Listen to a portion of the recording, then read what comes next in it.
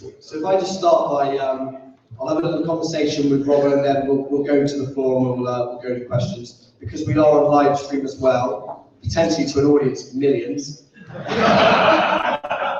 If questions are coming in, don't say anything. If questions are coming in off online, then Tommy can flag them up. So, and if we just start by talking about the regular campaign, just one defeat in February down at Rugby. How do you feel we've progressed since September? Well, hopefully you've all seen the way the team have made significant improvements from last year. I think that was one of the key aims for myself when first coming in, was looking at how we could improve year on year. And sort of having come in 2013 in the position that we were in, I think last year we performed well, but obviously lost a number of games during the regular season. This year we've performed exceptionally well during the year, and for us to come through the season so far only having lost one game, I think shows the improvements the squad have made, but also the depth of squad that we have. Looking at selection coming into the playoffs, certainly I could pick 2 players for each position. I think that shows the quality that we have within the squad, and that's what's needed to perform at this level.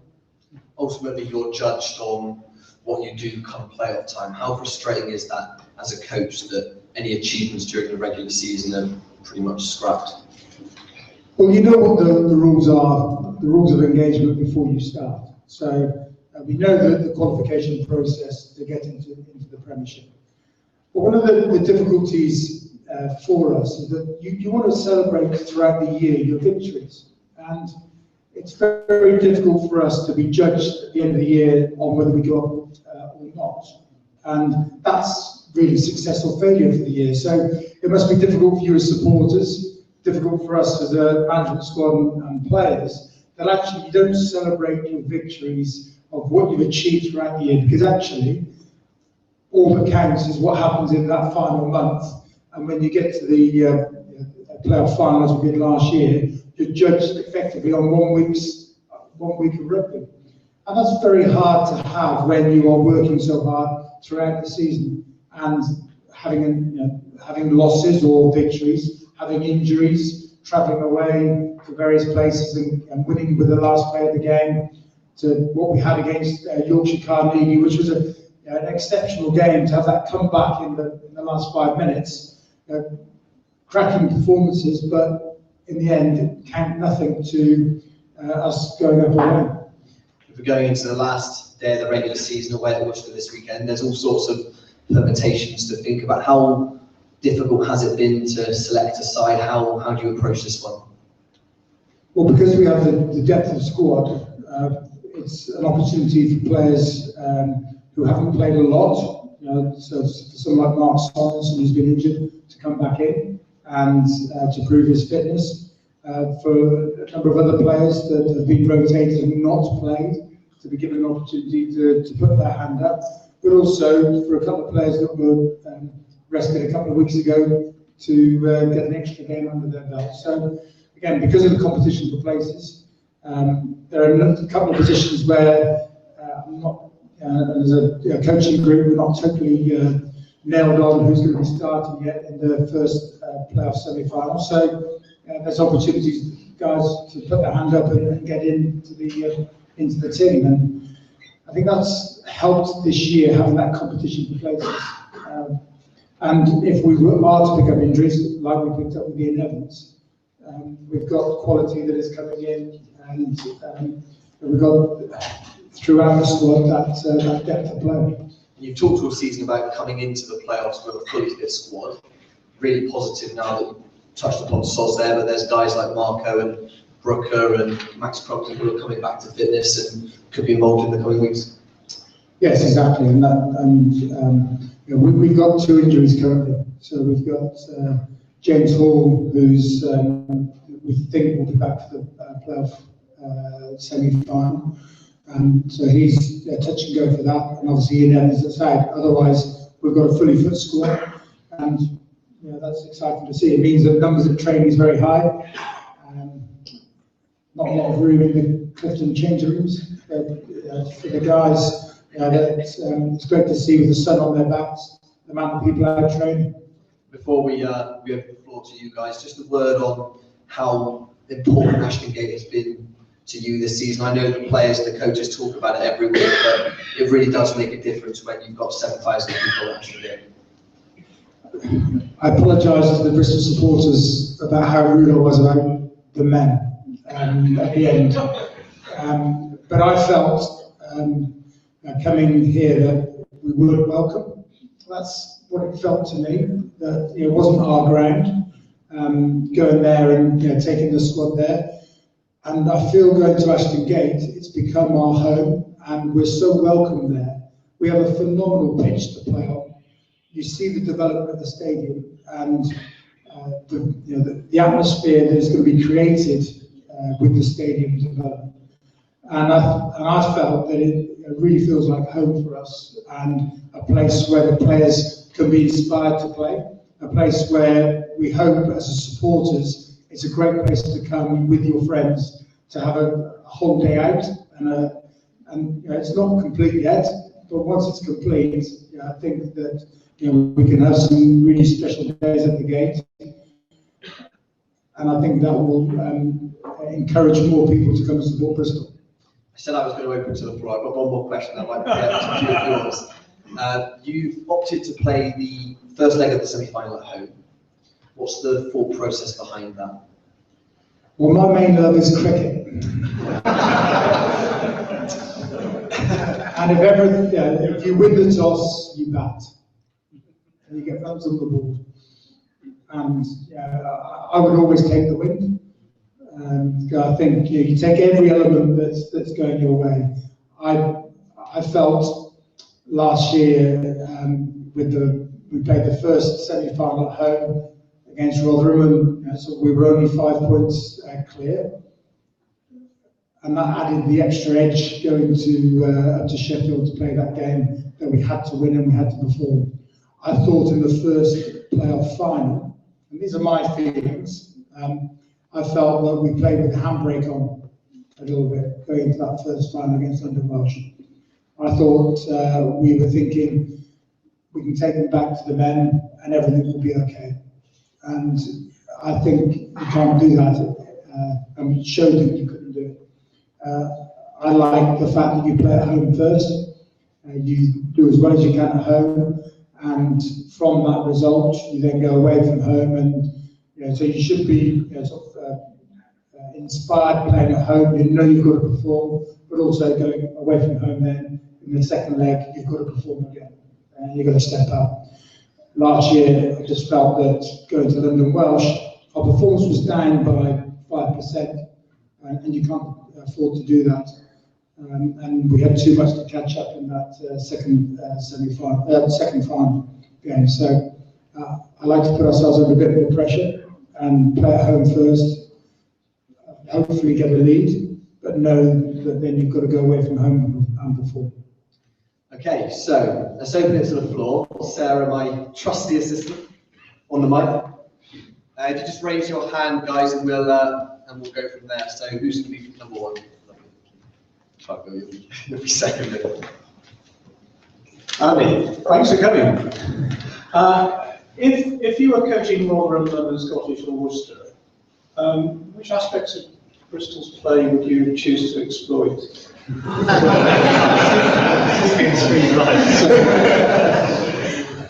That's a good question. I think one of the parts for us at the moment that you would look at with our game is that we go to sleep for having a good start. We lose our way for 10 minutes and we compound a number of errors that we have, and that's the time to get points on the board. You saw it at the weekend against Jersey, where we went 15-5 up, made a couple of errors, and suddenly we're 19-15 down. So I think you can put the side under a bit of pressure when having made an error, the compounding of errors. It's a team that, when you're playing against it, you've got to get your set piece right. If you don't get your set piece right, you're going to be put under a lot of pressure. So In all games, you challenge yourself to scrum well and get your line out functioning. And if you don't do that against Bristol, you'll be put under huge pressure. So you work hard at your set piece game. And as you saw with Jersey at the weekend, they scored 2 tries from mauls. So you would test whether Bristol could be disciplined enough not to give penalties away. And if they did give penalties away, you try and hit them with the maul. Thank you. 2 things to look at. Anyone else? Evening, Andy. Bill Ryan from Downhill. I didn't want to ask the same question as everybody else tonight, so mine's a bit light-hearted. My question is about our leading try scorer this season, a young man played number 7 last Friday night, and he seems to be the most friendly, good-humoured young man. He's always smiling, laughing and grinning on every interview. And I've seen a lot of interviews this season, and I just wondered whether you could confirm perhaps that these are traits that he may have inherited from his brother rather than his father. Have you met his name?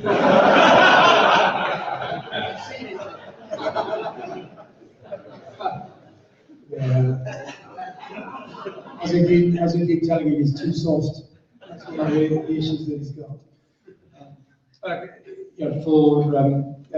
got to say, from the squad perspective, the way that they've worked with Ollie and Ollie's worked with them this year, which was potentially a difficult situation for myself, for the squad, for him. They've all worked in partnership, and he's had to work hard to get in the side. And from my side, it's vital that he has to be performing outstandingly well to even get an opportunity. And he was lucky enough that Jack Lamb got an injury, Marco picked an injury up, and Ross Rennie had to retire. So he gets that opportunity to perform, and then he's got to do well within that. I agree with Marco that more tries should be given to the whole of the forward pack, and not just the person at the back of it. But it's worked well for all parties this year, and he's just like any other player for me, and he's judged in that way. We very rarely speak to each other. So it's good on my behalf. So the answer was a yes then, wasn't it?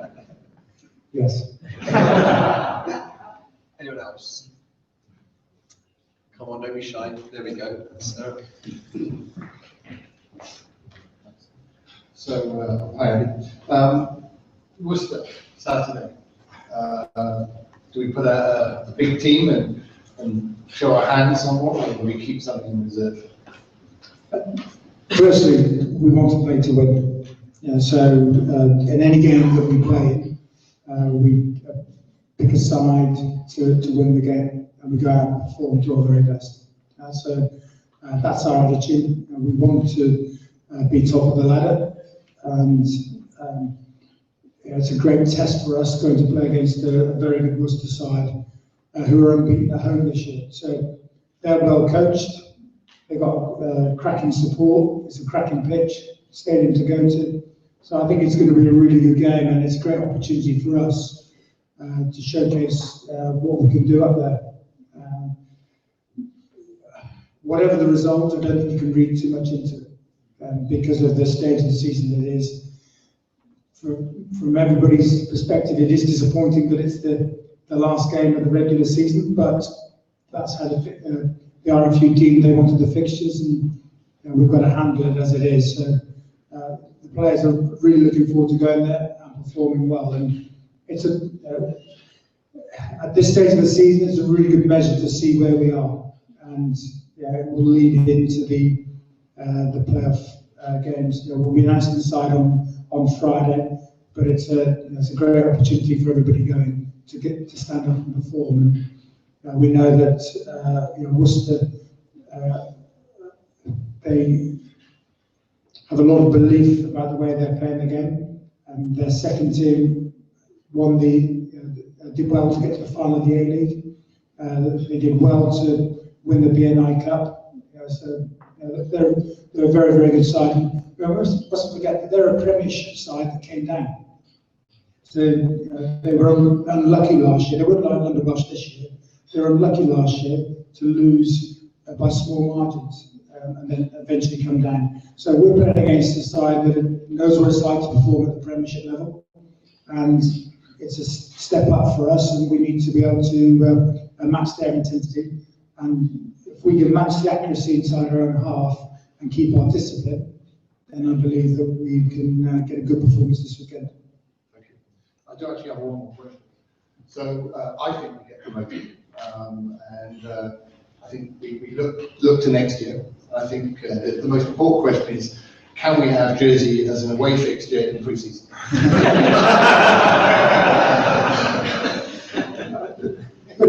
haven't that been good in the Championship? That we've gone to a number of places, and I've enjoyed seeing the supporters and the way you've travelled to the games.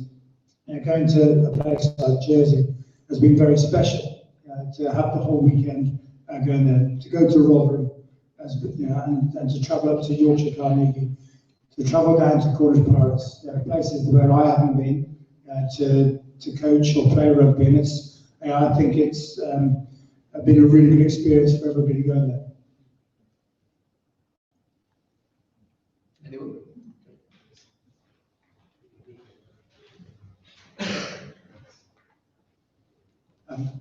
You said that at the Kasam last year, you felt the handbrake on.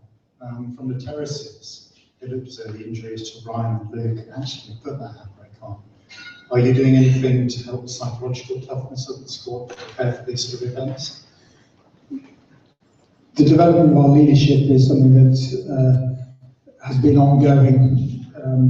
We were working on it last year, but the loss of the players that you mentioned, plus losing Mark Sorensen was in the game before, did affect us a little bit. So we've worked hard on developing the leadership throughout the squad, and you saw Ross McMillan captain the side on Friday, and we have a lot of leadership throughout the squad now, and that borne out with the competition for places.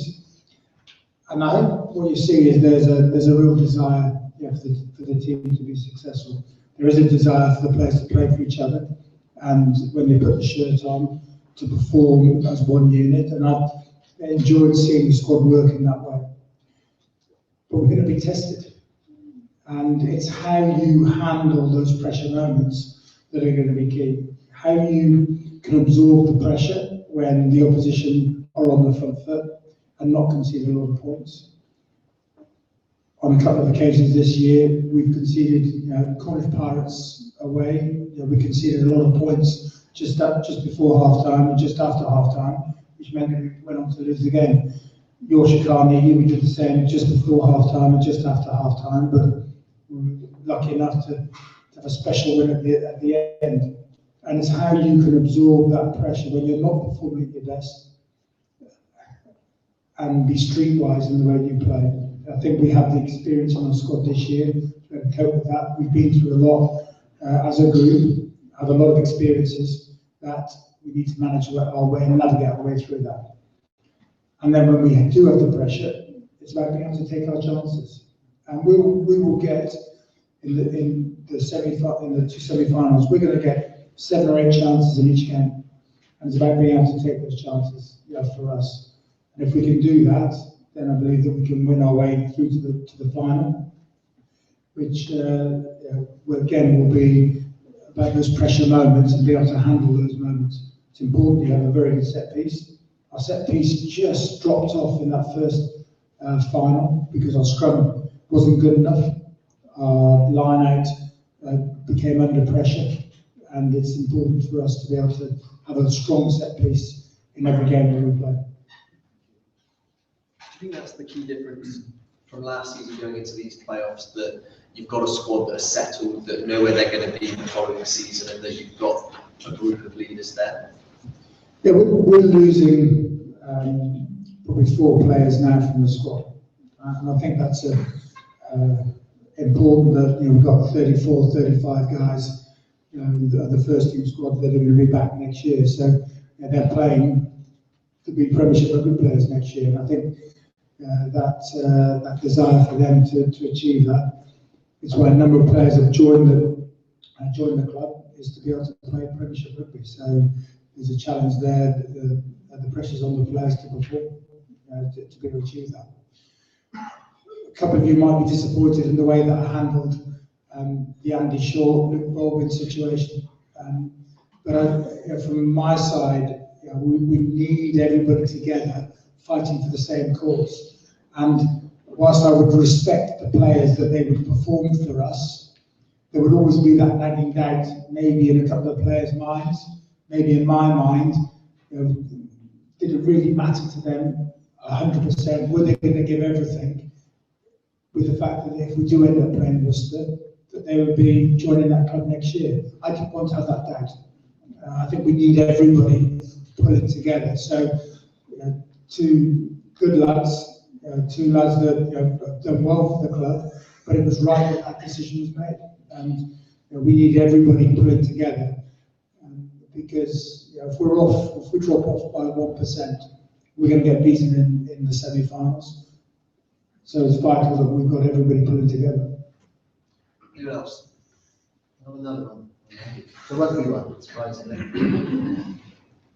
We changed the place kick last Friday night. Gavin Henson took the kicks, and I thought he kicked very well. Why did it take quite so long to give him a go? Was it an injury or just a tactical decision? Or what? I think he's our best place kicker. He's had to earn his spot. Ben Moss has been playing well this year. Matthew Morgan's been kicking well. I've been really pleased with the way that he's improved.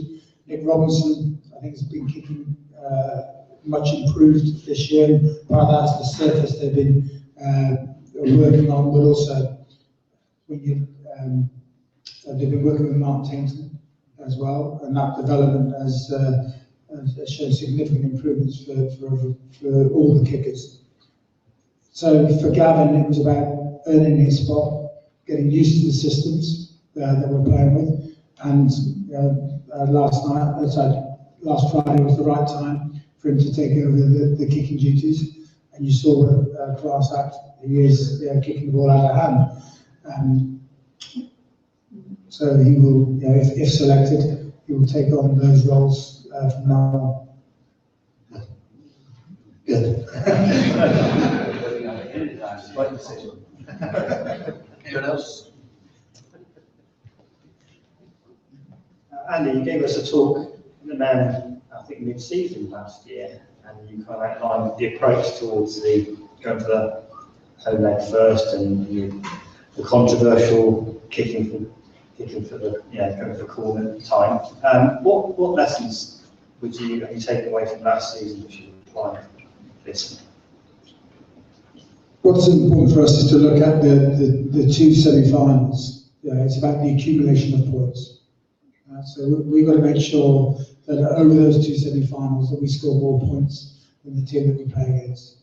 So the first leg, there will be a time to build the score with kicking 3 to go to 6, but there will be times when we have the momentum that we feel that we're going to need to go to the corner to score 5, potentially 7. And that's how you apply pressure on the opposition. It will be dependent on the way the referee is refereeing the game, the number of penalties that are being given in any moment, and those decisions will be made on field. So it's the development of that leadership and understanding of when to go for 3 and when to take 5, 7, or go for 5, 7. So that's what we developed with our on-field leadership. Our kicking game and our kick chase has improved significantly. We conceded a try at the weekend through a poor kick chase, but we got 2 tries through very good kick chase. So that's an area where we've worked hard on our kickers being able to get territory, and all our players linking in together, understanding their roles through a very dynamic kick chase. and probably we played a lot of rugby inside our own half last year, and our exit strategy has become a lot clearer and a lot cleaner for our ability to get out of our own half. So we're not building as much pressure on ourselves. So 3 points for us that we're taking on board. I think for everybody involved, understanding what the playoffs are about, and having the squad, some of the squad have experienced it last year. And probably the biggest thing that I saw from London Welsh was how desperate they were to go up. And we need that desperation from our players, and that desire from our players. In that first game, London Welsh were playing for contracts. They were playing for their lives. As I said, I felt we played with a bit of a handbrake on, waiting to take them back to the men. So it's playing with that desperation, playing with that desire, knowing that you've got to be in the moment and you've got to perform, and that at any stage it's a scoring opportunity for either side. You look at London Welsh, on 2 occasions when attacking in their half, they've turned over possession and gone up to their end and scored, just like that. And that cost us 14 points in the game. And what did we lost by small margins in that second game. So it's important that we're able to be in the moment throughout the whole of the 2 halves. That desperation, that desire, can you coach that, or is that something that players have to have within themselves? I think you feed off individuals. So I think you have that within the group, and you show that by your actions, in the way that you train, in your build up to the game, in working on your skill development, understanding the role that you've got to play, and then taking that emotion onto the field. The support that you give is tremendous, and constantly got players coming up and saying, what a fantastic atmosphere. It's brilliant to play with the backing that we have. I'm going to tell you, the louder you shout, the better it is for the team. And when I heard Jersey shouting at the weekend and suddenly Bristol come above it, that's exactly what the players are. When they hear that, it just adds that little bit of extra to them. So I think we're all playing for inches here. We're all playing for those 1%, and anything that we can do, that the players can do to perform, anything that I can do, and the coaching team can do to just get that little bit extra from the players is vital in these semi-final games. Anyone else? So can I say that the atmosphere of the men on that last occasion was tremendous. It was a very, very special game, and I thought for 70 minutes our players performed out of their skins, and that was one of the best performances that I saw, and the players performed out of their comfort zone. And again, I think that's what we need to achieve when we come to the semi-finals. The guys have got to go where they haven't been all year. They've got to perform at another level. We're trying to work on that in training, and you've seen that in patches in games, but we need that for 80-minute performances. You talked about the semi-final playing the first leg at home, the reasons you outlined. Last year then in the final, you played London Welsh away in the first leg. So could you tell us a little about your thought process behind that?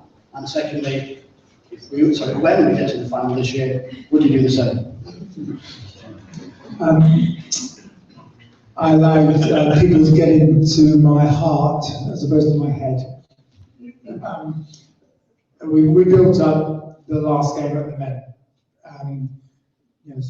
and I agree, with everybody's decision to look at it to go, let's play the last game at the men. It's the final game. Bristol get promotion, la-di-da. I think it can be a great occasion, and against, for myself, in my head, which is really saying let's take the advantage first. So obviously it depends on whether we're first and have that decision to make. Depends on whether we get there or not.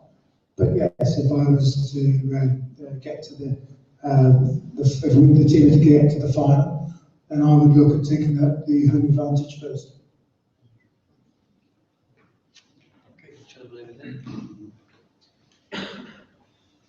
A bit of a long-winded start to this question, but I think it's important to understand it. I actually live down near Exeter, although I'm a Bristol boy, Bristol supporter.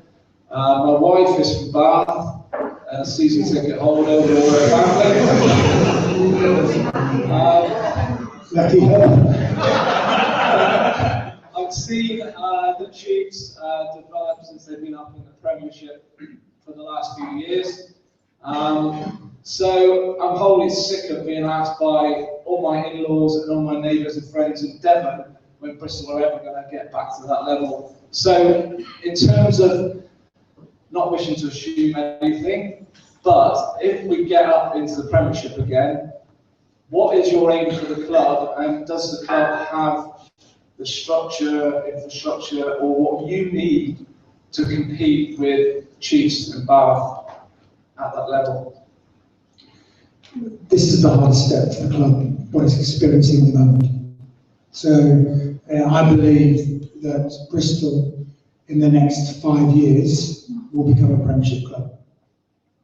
But this step is the hardest step that it's having to make, because it becomes a 50-50 game when you play against the London Welsh or Worcester, that are sides that have been in the Premiership and they're coming down.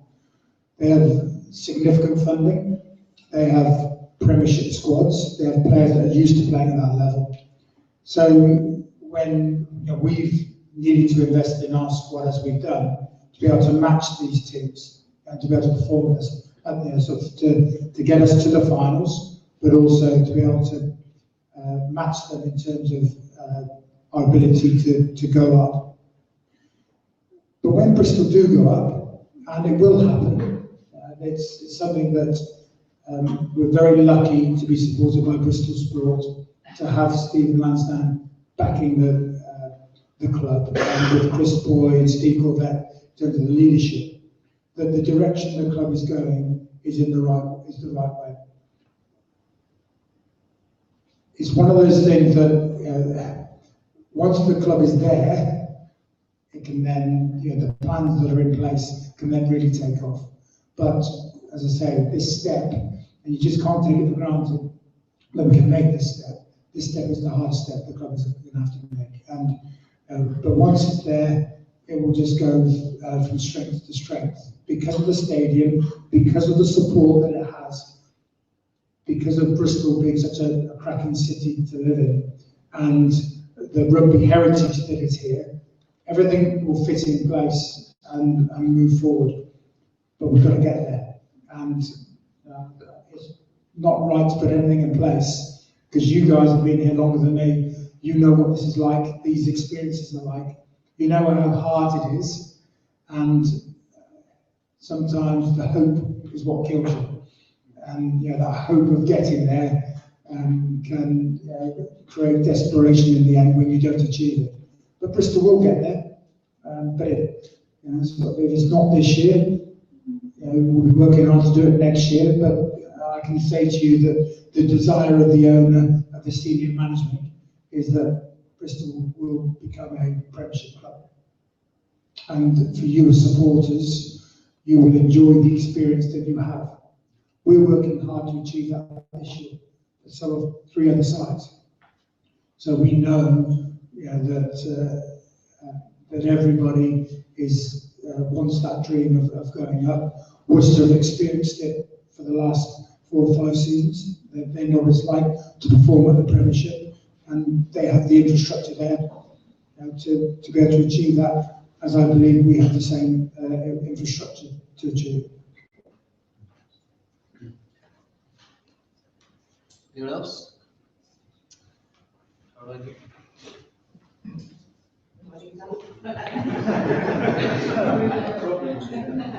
Do you know, just as a long aside, do you know if the Scottish and Rotherham have plans in place in case they would? I'm not sure on that. Steve, I don't know for sure. Certainly last year, Rotherham did. they would have gone, I can't remember where it was, whether it was Sheffield or somewhere else, if they got promoted.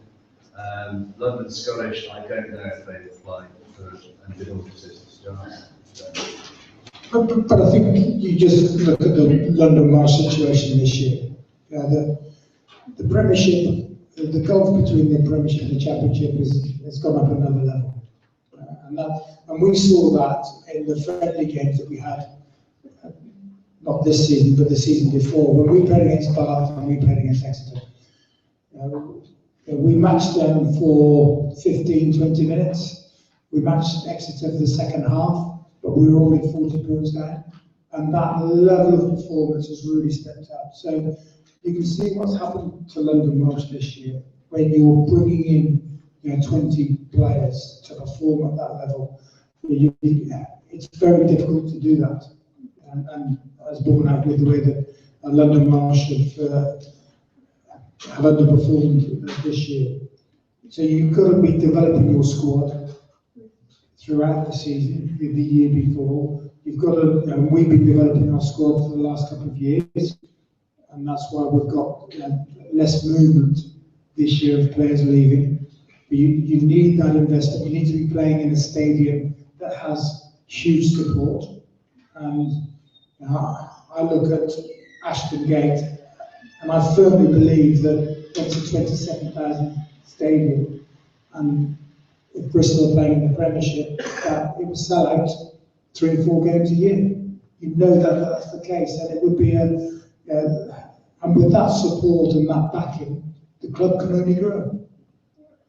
For London Marsh this year, it's been a lot harder because they've been playing in front of 2,500 people. They've got a completely new squad coming in, and you get into that vicious cycle and downward spiral, and it was tough for them. For a side like Rotherham and side like London Scottish, that don't have the necessary investment currently, but we don't have the supporter base, then it becomes a lot harder for them. Whereas for a side like Worcester, they have that supporter base, they have the infrastructure behind them, and I have no doubt that Worcester going up would be successful in the Premiership, as I have no doubt that Bristol going up would have success in the Premiership because of the investment that's gone on in the 2 squads.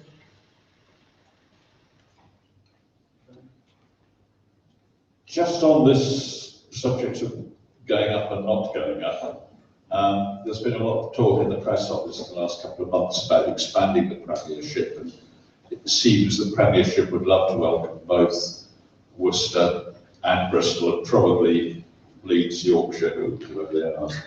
Is that confusing for you, in that you're trying to motivate people for squad, when they might be thinking, well, maybe next year we'll go up anyway? Is that not a distraction? It's not a distraction. We know what the rules are. The rules are you have to win the playoff final. So that's the focus for us. And that's it can't be anything else. Whatever happens, whatever the PRL, RFU decide over the next couple of months, we'll deal with, but we've got to deal with reality. And reality for us is we've got the playoffs coming up in May, and that can be our only focus. The developments that are talking about, the expansion, has got to be right for English rugby, and it's got to be right for the England team, the development of the England team, and it's got to be right for the development of the English League. If it is right, and I'll be a supporter of it, because I believe more English qualified players will play, and you'll develop more players available to play for England. But if everybody agrees it is right, then over the next couple of years, you'll see the game grow even bigger.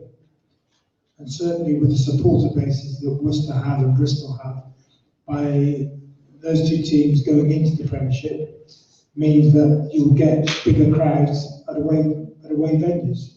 Because Worcester have taken a fantastic travelling support, and the travelling support that we have is exceptional. And it's wherever we go, it's great to see the Bristol fans turning out. And I'm astonished at the places you guys come to support the team. When we played the BNI Cup, and I saw the supporters at the Gala game last year when we played the BNI Cup away at Leatherdale, it was tremendous to see the support and the way you give up your weekends to come and get behind the side is very, very impressive. And that's something that adds to the players' desire to perform. Okay. Did I answer your question? His question doesn't really have an answer.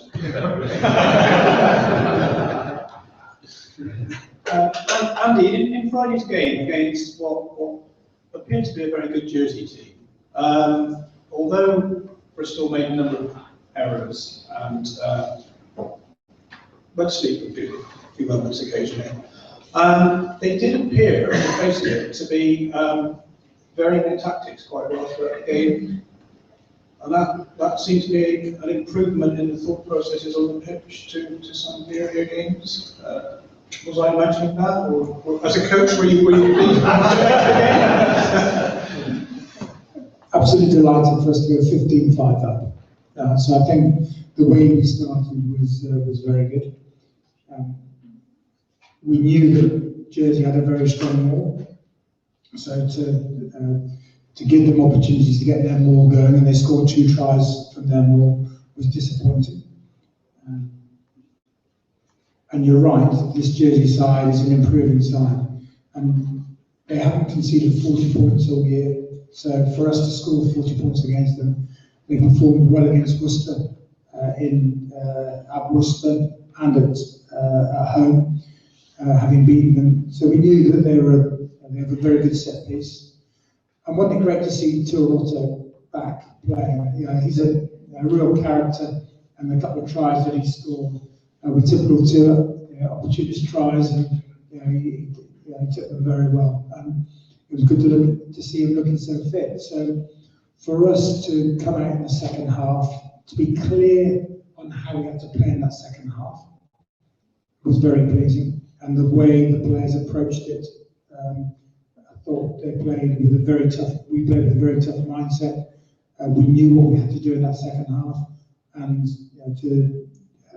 to score 25 points in the manner that we did, with the tactics that we used, was very pleasing. So there are developments that have been shown for us to make those improvements. It's good for us. Well spotted.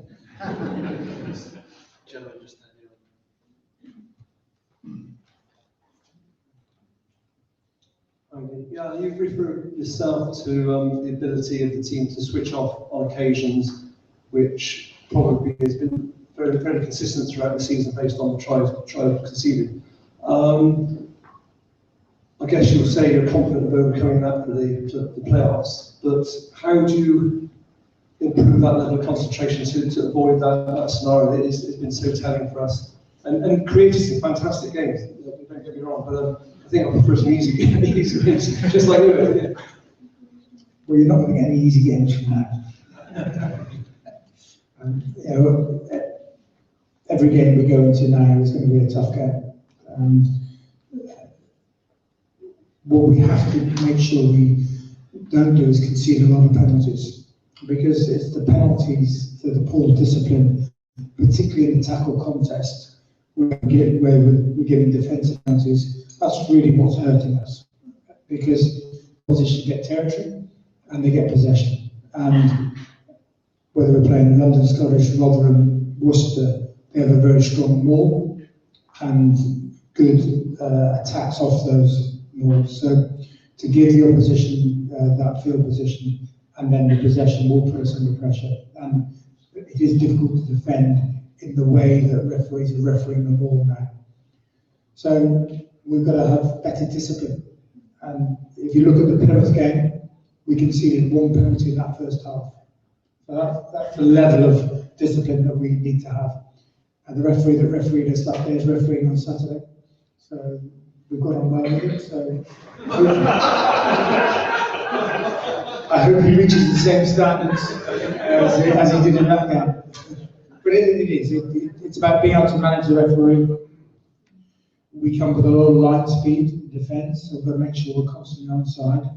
And sometimes those lapses of concentration are a missed tackle, and that's about technique.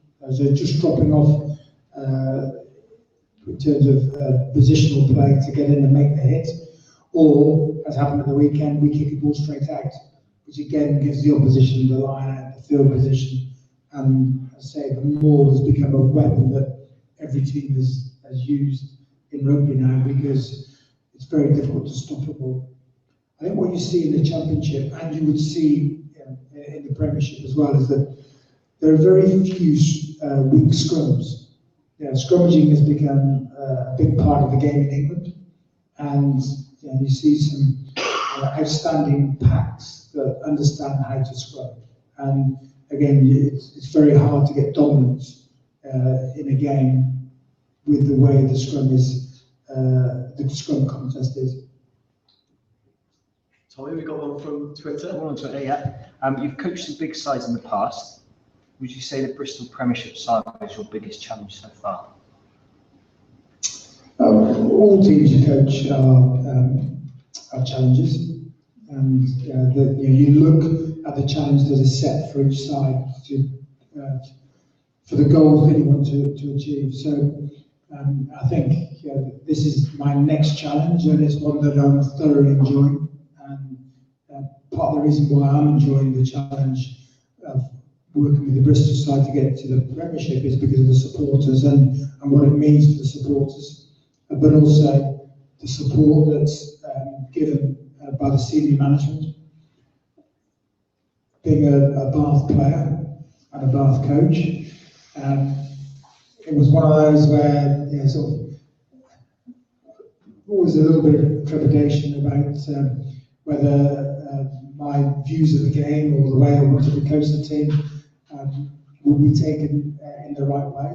And right from day one, I've really enjoyed the relationship that I've certainly had with the supporters, but also the players. And I think for me, this is a great coaching challenge, that one of the best challenges that I've had as a coach, and I'm really looking forward to the part that I can play the next few weeks and the next couple of years in the journey that Bristol are going to have. Okay, one last one, or we all just tell Would it help if, would it help if we supporters learnt a few Welsh chants and so on?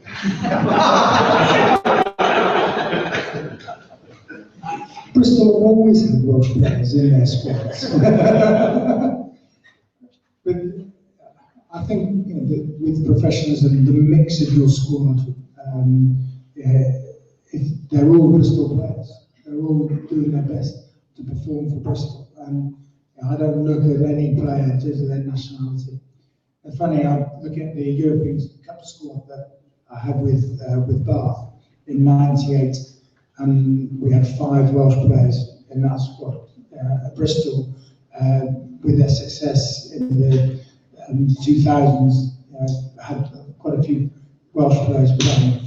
It's right, because we're so close to Wales, that players are able to migrate here and perform. And I love the fact that players want to come and play for Bristol. And I think that for them to, because sort of for 3 or 4 of them, they had a lot of offers from elsewhere. They could have played in a number of other clubs, but they chose to come and perform for Bristol. I think is testament to the supporters, to the vision that we have here, to what the heritage that's been in the club, but also what they want to achieve as players as well. So, have you got any Welsh songs?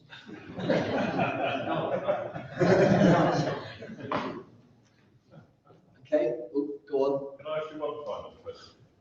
Talking about the Welsh players, just as an aside, Matthew Morgan on Friday, I thought you might take him off at half time on the grounds it wasn't fair at the opposition. I was re-watching the highlights again today, though. He was amazing. But it just something came to mind. You mentioned penalties and said you're very strict on them these days. One thing I really enjoyed on Friday was watching Genge get his first start. Terrific player, brilliant watching with the ball in hand. I did notice just before half time that we had a penalty that got reversed because of something young Ellis did. Did you have a word with him at half time? And if so, what did you say?